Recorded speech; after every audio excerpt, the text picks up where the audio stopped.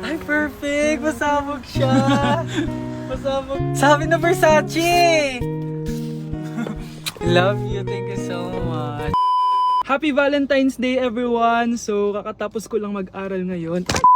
And ayun guys, susurpresahan natin si Honey Bunch. Ayun guys, binilan ko siya ng cake. Tapos ito special gift to. Tapos ito flowers. Tapos sa likod nitong car, ayun may balon doon. May mga balloons doon sa likod. Tapos doon ko gagawin yung surprise ko mamaya. And hinihintay ko siya ngayon. Ang tagal-tagal niya pumunta dito. And also guys, later magdi-date kami. Magdi-dinner kami somewhere around BGC.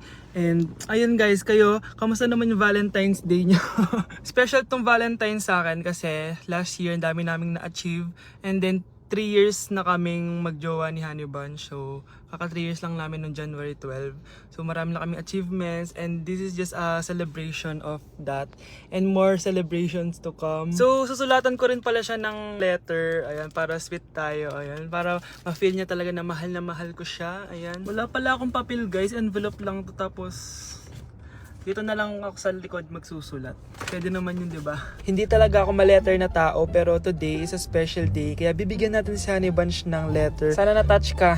So tapos na ako. 1, 2, 3. Siya lang pwedeng magbasa neto. Guys, may problema ako kasi ang hangin dito. Pag binuksan ko tong likod ng kotse ko, lilipad lahat ng balon sa daan. So di ko alam kung paano mangyayari niyan mamaya. Guys, nandito na siya. Happy Valentine's Day! Uy, ang ganda nito. Happy Go Valentine's Day. Thank you so much. Sunflower. Let's go outside. Come here, baby. I have another gift for you. Ay, shit. Ay, perfect! Pasabog siya! Pasabog siya!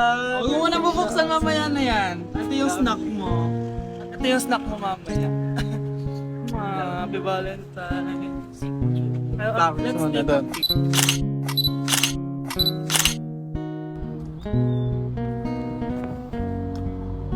So guys, may dala pa pala siyang flowers. Matagal na sinasabi ni Honey Bunch na gustong gusto niya daw yung amoy na naaamoy niya sa mga mall. So ayan, binilan ko na siya finally. Masyadong maganda yung lalagyan. Ito. Ay! Perfume to, no? Sabi na Versace! Hala, thank you! Di ba gusto mo yan? Oo! Perfume ka na. Bawal ko humingi sa... Pakita mo. Hindi ko pwedeng humingi sa akin. Love you, thank you so much. Super pasabog siya. This year siya pasabog. Last year wala siyang pasabog. Pero okay lang. May pasabog siya this year. I love Let's eat you. na ba muna here? Go lang. A letter for you. Pero Babasahin natin siya para mag-recharge sa sarili. no! Basta ikaw lang for your eyes only. Ano lang, simple message lang for you. So after nun, ayan, kumain na kami dahil nagutom na kami dalawa. Kumain kami sa Japanese restaurant kasi nag-crave daw siya ng Japanese food. So dependent pala dito pag mag-order guys. Nagpabili nga pala siya ng California Maki tsaka yung chicken. Hindi ko alam kung anong tawag doon. Ayan, so sana nag-enjoy ka naman Honey Bunch and I love you so much. More achievements to come and sana di pa tayo mamatay, no? So ayun lang naman guys. Thank you for watching this video. Bye! Eating only 7-Eleven for a day. Let's go! Honey Bunch, gising na, magkukontent ka, patayo na dyan. Ala. Good morning guys! So, ginising ako agad ni Honey Bunch. 11 AM na. So, mag-breakfast tayo. Alam niyo na kung saan. Papunta na kami. And yung 7-Eleven dito guys, sobrang layo. Like, sa kabilang barangay pa. Hulaan niyo kung nasan ako. Nasa isang branch ako na binigay sa akin ni Daddy. Thank you, taxpayers! Wow, ang daming choices, oh. Umagang-umaga, samgyup sa lagad. Ano yan? Balik mo yan, balik mo yan. Ano na naman to? Bayaran mo to, ah. Sabi, di ba breakfast lang? Parang mag-fiesta na tayo dito, eh. Let's eat! So, itry na natin tong spam musubi. Yan. Mas masarap yung sa Japan, pero masarap din naman to. Meron tayong samgyupsal. Oh! Baho, ah. Wow, ah. Next is lasagna! Favorite ko yan. Masarap siya, guys. Mantikan ko na makalimutan itong matcha latte from Chingu. Hindi ko siya gusto. Parang lasang artificial. Sarap niya! Two types of people. Ubus namin. Baka sabihin niyo hindi namin inubos. It's lunchtime, guys! So, kakain na naman tayo. Bosh, gusto ko ng pad thai. Hindi po, ate. Kaya nga 24 hours 7-Eleven challenge. May kinikrave na akong ibang pagkain, pero 7-Eleven pa rin tayo, guys. Malay mo may pad tayo sa 7-Eleven. 7-Eleven. Let's go! Excited na akong kumain. So, nandito na tayo sa second branch ni Daddy. Yes, kung di tatanong guys, contractor po yung tatay ko. Tara. Wow, parang ang sarap nito. Ano na naman to? Bakit ang dami na naman? Ito yung kinuha ko kasi patay gutom ako. Water check. Mountain Dew Zero check. Another mukbang. 100 kilo challenge. Tinahin natin tong Gogi Mandu. Ganito yung tsura niya, parang siyang siomay. Sarap! Dito ko lang to natitikman. Wow, ang daming laman. Liempo. Sa akin, chicken. Kimchi rice talaga? Bumili din pala ako ng laing. Laing.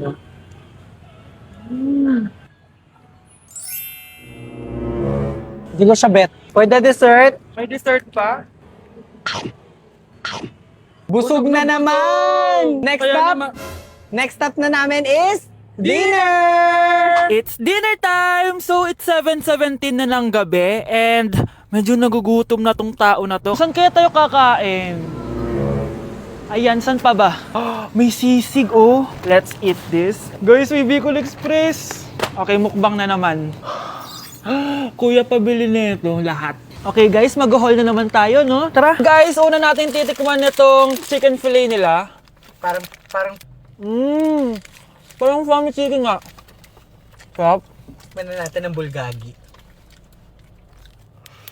Mmm. Sarap, di ba? Sarap! Unboxing! Sana secret. Oh my gosh! Ang sarap nito! Ngayon lang namin na-explore yung mga pagkain sa 7-Eleven sa Pinas. Sausaw natin to sa sabaw ng Bicol Express.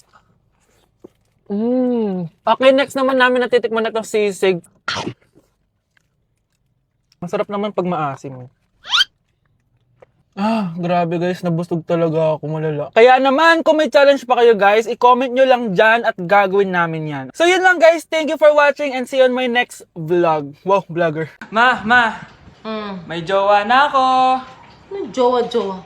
Bawal ka magjowa. Ano? Ma, may jowa na nga ako eh. Basta, huwag ka magjowa. Bawal ka magjowa. Payagan mo na ako. Bawal nga. Ma, sige na. Gusto ko na Ayoko. magka-jowa. Ayoko na. Ma, anong gagawin ko para payagan mo ako magka-jowa? Wala. Basta, bawal ka magjowa. Paano kung siya yung magiging jowa ko? Siya? Oo. O sige, magjowa ka na. Kinikilig ako kapag ika'y nakita. Anak, punta ka nga dito. Tuturuan kita ng module mo. Sige po, Nay. Sige, anak, magbibilang tayo, ha? 1, 2, 3, 4, 5. Tama, anak. O, sige, ito. May nakita akong 3 unggoy. Umalis ang isa. Ilan ang natira? 2, Nay. Tama, ang galing-galing naman ng anak ko. Nay, alam ko kung saan pumunta yung unggoy. Saan, anak? Dito, Nay. Nagtuturo ng module. Huwag mo ako sinusubukan, ha? Sige, ma. Ito, kung ako ay may 3 boyfriend, tapos nadagdagan ng isa, meron akong...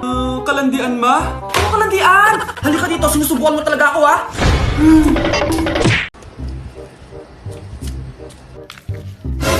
Yung sa TikTok yun, ah.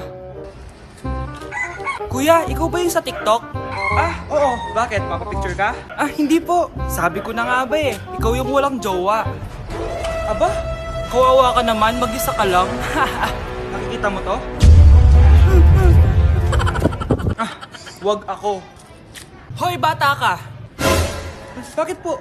Sinasaktan mo daw anak ko? Hindi po. Kaya wala kang jowa eh, mapanakit ka. It really hurts ang magmahal ng ganito.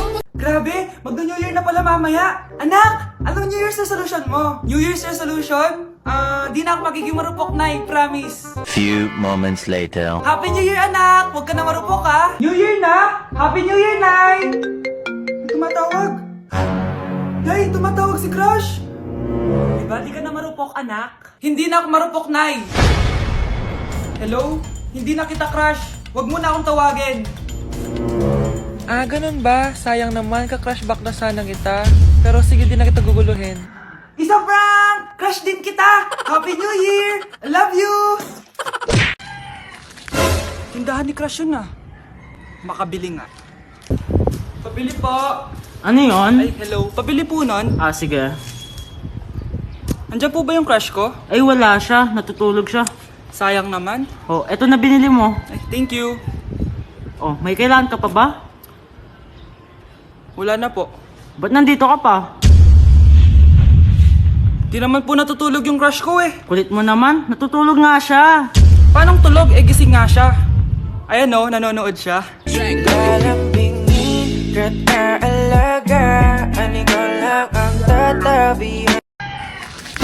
Tindahan ni crush yun ah. Makabili nga. Pabili po. Ano yun? Ay, hello. Pabili po nun. Ah, sige. Andiyan po ba yung crush ko? Ay, wala siya. Natutulog siya.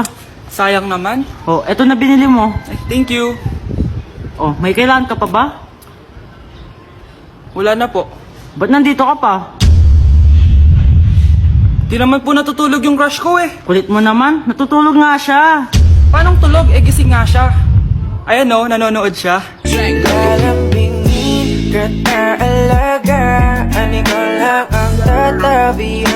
Anak, gumising ka na.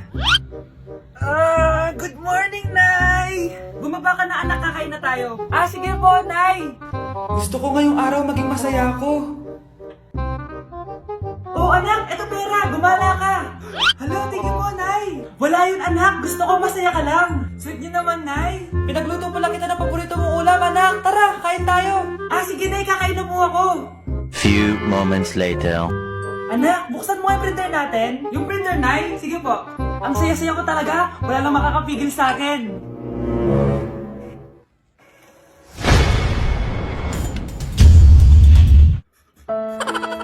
Na-like ng kifi ko.